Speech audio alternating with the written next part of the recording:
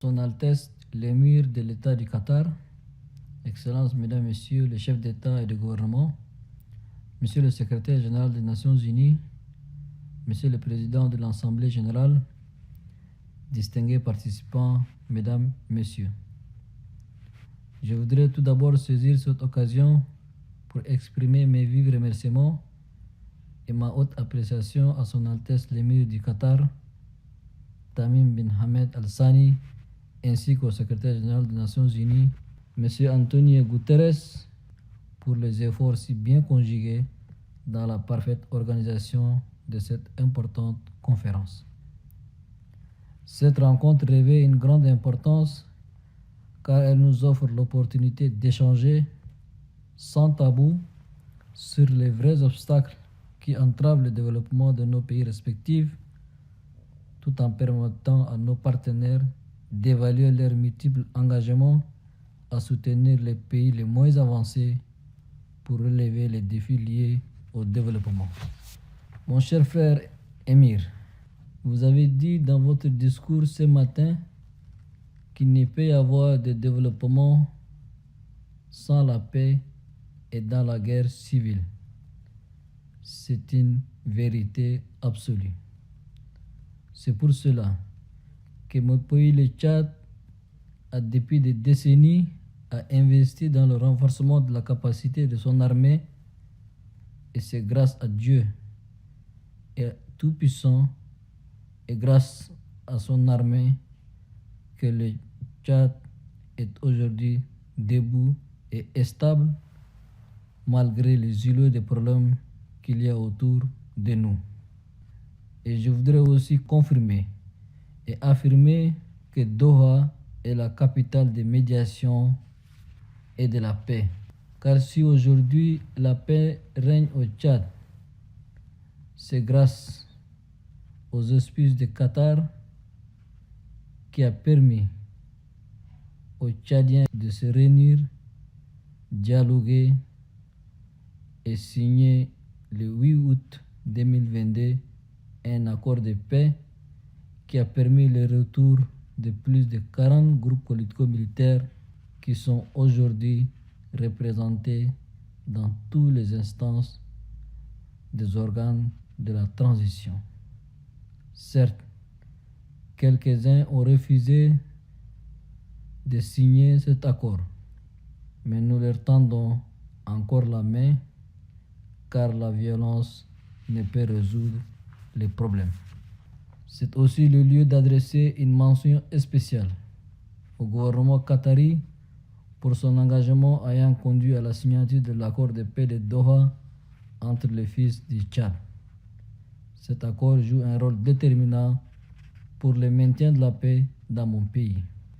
Excellences, Mesdames, Messieurs, la 5e conférence des Nations Unies sur les pays les moins avancés qui est consacrée à la mise en œuvre du plan d'action de Doha constitue un cadre décisif pour nos pays. Ce plan d'action décennal 2022-2031, faut-il le rappeler, contient des axes qui sont d'une importance capitale pour le bien-être de nos populations et le développement économique de nos pays.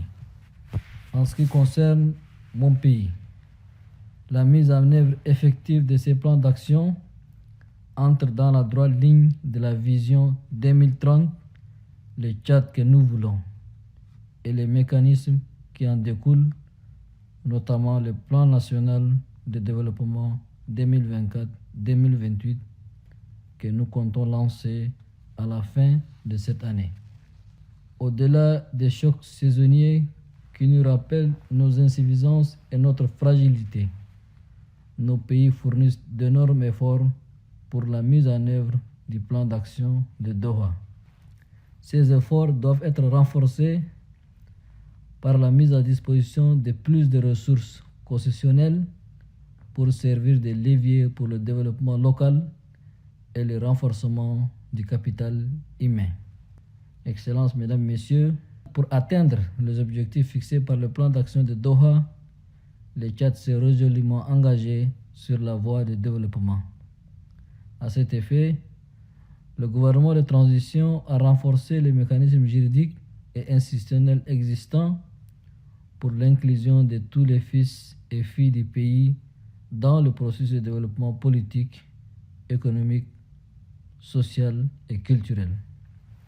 À cet égard, en 2022, le gouvernement a procédé au recrutement des milliers de jeunes à la fonction publique et a financé plusieurs projets porteurs de développement initiés par la jeunesse. À cela s'ajoute la relance des chantiers de construction des infrastructures routières et énergétiques ainsi que des réformes ambitieuses pour la modernisation de la fonction publique, la promotion de la bonne gouvernance, la valorisation de la gestion axée sur le résultat et la lutte contre la corruption. Excellences, Mesdames, Messieurs, il conviendra de relever que le Tchad dispose d'énormes potentialités qui ne sont pas encore exploitées. Plusieurs secteurs vitaux tels que l'agriculture, l'élevage, l'énergie, l'industrie et la technologie nécessitent d'être explorés. À cet égard, le gouvernement réitère son engagement et sa ferme volonté à accorder des facilités à tous les investisseurs qui décident de venir investir dans notre pays. Il encourage les capitaux privés et publics à saisir les opportunités d'investissement qu'offrent les zones économiques spéciales qui viennent d'être créées dans plusieurs provinces du Tchad. C'est dans cette optique que nous avons mis en place des mécanismes plus souples pour assainir le climat d'affaires au Tchad et attirer les investisseurs. C'est aussi dans cette perspective que nous militons en faveur du développement des marchés sous-régionaux ainsi que pour la mise en œuvre effective de la zone de libre-échange continental africain, ZLECAf. Toutefois, en dépit de cette dynamique socio-économique positive, animée par les résolutions du dialogue national inclusif et souverain que nous avons tenu en 2022, notre pays se trouve confronté à des obstacles limitant ses engagements. Il s'agit de catastrophes naturelles découlant du phénomène du changement climatique dont les pays les moins avancés, à l'instar de mon pays, subissent de plein fouet les conséquences néfastes et multiformes sans en être le cause. En effet, le Tchad a récemment connu des inondations qui ont sévèrement affecté la majorité de ses provinces. Nos efforts de développement sont également entravés par les conséquences de la pandémie de la COVID-19, les défis sécuritaires posés par le terrorisme dans la région, le poids de la pression humanitaire que nous subissons et qui se caractérise par l'accueil sur notre sol de près de 600 000 réfugiés et de plus de 400 000 personnes déplacées internes. Excellences, Mesdames, Messieurs, je ne peux terminer mes propos sans rappeler que le domaine prioritaire fixé par le plan d'action de Doha vise, au-delà des pays les moins avancés, à surmonter toutes les difficultés auxquelles notre monde fait face aujourd'hui. Pour ce faire, la mise en œuvre effective de ces plans d'action appelle à une plus forte solidarité internationale, un partenariat sincère, dynamique et innovant. La rencontre de Doha ne doit pas être un autre forum de déclaration sans effet.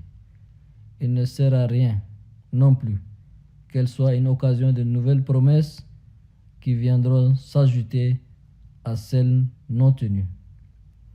Les laborieuses populations des pays les moins avancés n'ont pas besoin d'une succession de conférences, encore moins d'une multiplication des engagements.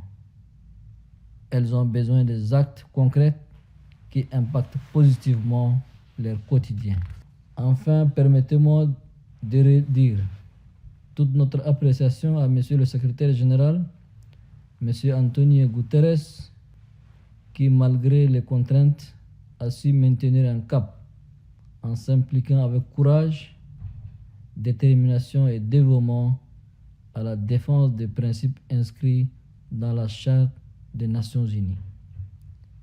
C'est aussi le lieu de soutenir son initiative concernant le plan de relance des objectifs de développement durable qui prévoit la mobilisation de plus de 500 milliards de dollars annuels en faveur des pays les moins avancés. Que Dieu vous bénisse. Je vous remercie.